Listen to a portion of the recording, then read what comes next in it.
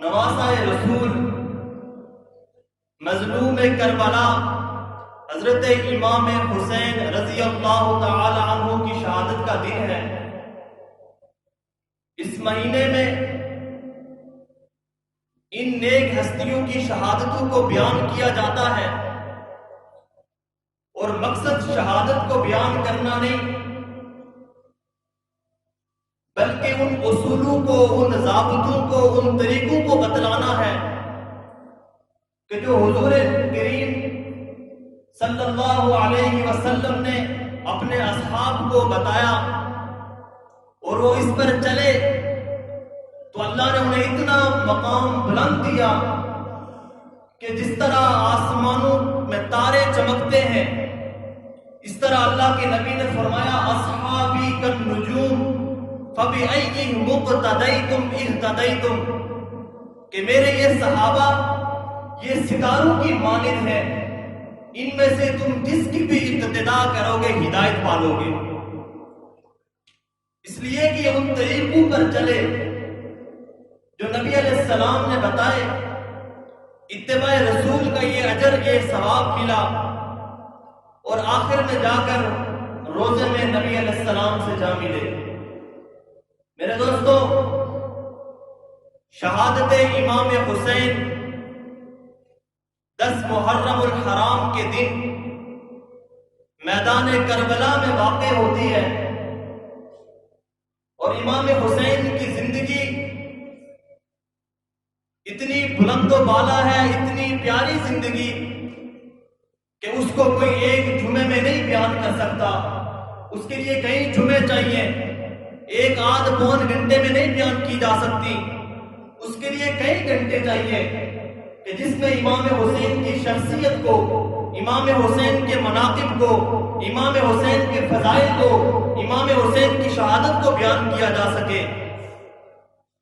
آپ نے ایسی پیاری زندگی گزاری کہ جو بھی مسلمان آپ کی زندگی کو پڑھتا ہے اس کے ایمان میں اضافہ ہوتا ہے،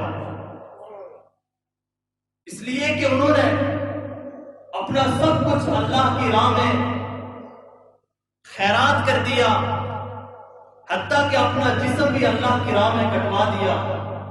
ہمیں بھی اللہ سے شہادت کی دعا کرنی چاہیے کہ اے اللہ تو ہمیں شہادت کی موت نصیب فرما۔ حضرت ابراہیم علیہ السلام نے جب اپنے بیٹے حضرت اسماعیل کے گلے پر چھری چلائی،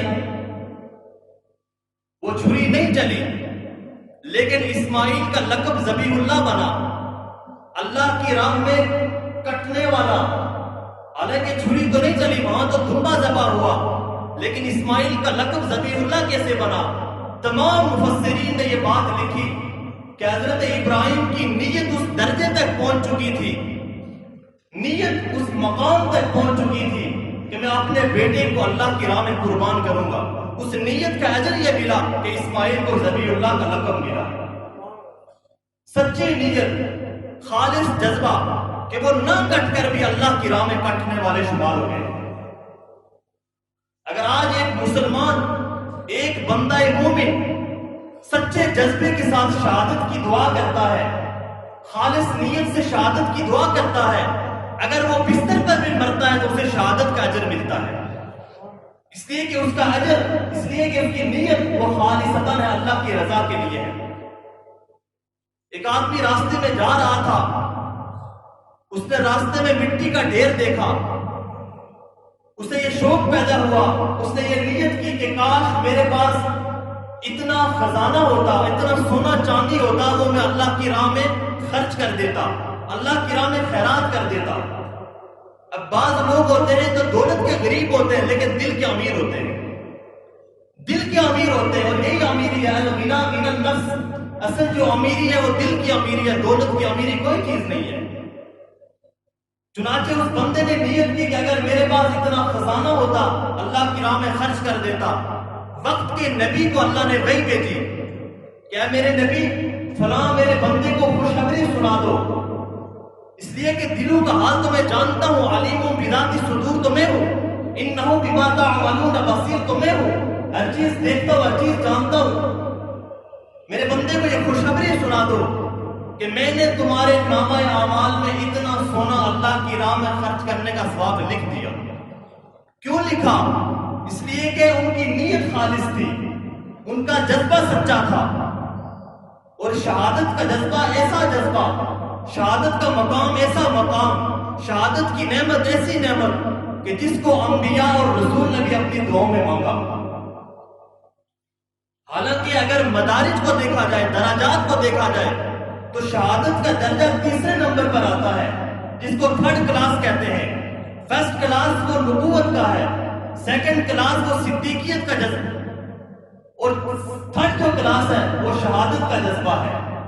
قرآن مجید میں فرمایا انعم اللہ علیہم من النبیین والصدیقین والشہداء والصالحین، کہ جن لوگوں پر اللہ کا انعام ہوا، جو اللہ کے انعام یافتہ لوگ ہیں وہ کون ہیں؟ انبیاء، صدیقین، شہداء، صالحین، نیک لوگ. یہ چار طبقات ایسے جو جن پر اللہ کا انعام ہوا. اب انبیاء کرام شہادت کی دعا مانگ رہے ہیں، حالانکہ نبی کو نبوت ملی ہے، اس کو تو پہلا درجہ ملا ہے، لیکن اس کے باوجود وہ اللہ سے شہادت کا تیسرا درجہ جو تھرڈ کلاس ہے وہ اللہ سے دعا مانگ رہے ہیں.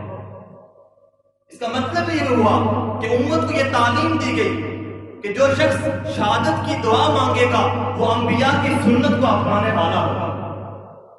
ایک ہے عبادت اور ایک ہے شہادت. عبادت کی انتہا وہ دیدار یار ہے اور شہادت کی ابتدا دیدار یار ہے. کسی نے کیا خوب شہادت کے بارے میں لکھا کہ عبادت ہے شجر لیکن شہادت ہے ثمر اس کا. اگر عبادت ایک درخت ہے تو شہادت اس درخت کا پھل ہے. عبادت ہے شجر لیکن شہادت ہے ثمر اس کا. عبادت ہے دعا لیکن شہادت ہے ثمر اس کا. اگر عبادت دعا ہے تو شہادت جو ہے اس دعا کا اثر ہے. عبادت بے چین دل کو چین دیتی ہے لیکن شہادت وہ چین لے کر عظمت دارین دیتی ہے. عبادت کی حقیقت ہے محبت میں فنا ہونا، شہادت کی حقیقت ہے فنا ہو کر بقا ہونا. یہ شہادت کی انتہا، شہادت کی ابتدا وہ دیدار یار ہے. اور شہادت ایک نعمت ہے، ایک مقام ہے، ایک رتبہ ہے جو اللہ نے میدان کربلا میں کربلا والوں کو عطا کیا. آج اگر کسی کا بیٹا امتحان میں اچھے نمبروں سے کامیاب ہوتا ہے تو کوئی اس کو یہ نہیں کہتا ہائے ہائے میرا بیٹا، بلکہ سب کہتے ہیں واہ میرا بیٹا اچھے نمبروں سے کامیاب ہو گیا. میدان کربلا کے موقع پر یزید نے کہا آ حسین، شمر نے کہا آ حسین، اور عبداللہ ابن زیاد نے کہا آ حسین، لیکن زینب نے کہا واہ حسین، شہر بانوں نے کہا واہ حسین، مدینے مکے والوں نے کہا واہ حسین. اس سے پتہ یہ چلا کہ ہائے والے یزیدی ہیں اور واہ والے حسینی ہیں. یہ اللہ کی نعمت ہے، یہ اللہ کا ایک دیا ہوا دی ہوئی عطا ہے، اللہ کی دی ہوئی نعمت ہے. حضرت امام حسین رضی اللہ تعالی عنہ کو بچپن میں ہی نبی علیہ السلام کو یہ بتلا دیا گیا کہ آپ کا یہ نواسا میدان کربلا میں شہید ہو جائے گا. اور ایک سا فرشتہ آیا کہ جو اس سے پہلے کبھی نہیں آیا اور اس کے بعد میں کبھی نہیں آئے گا، کہ جس نے آ کر نبی علیہ السلام کو یہ پیغام دیا کہ آپ کا یہ نواسا امام حسین رضی اللہ تعالی عنہ یہ شہید ہو جائیں گے.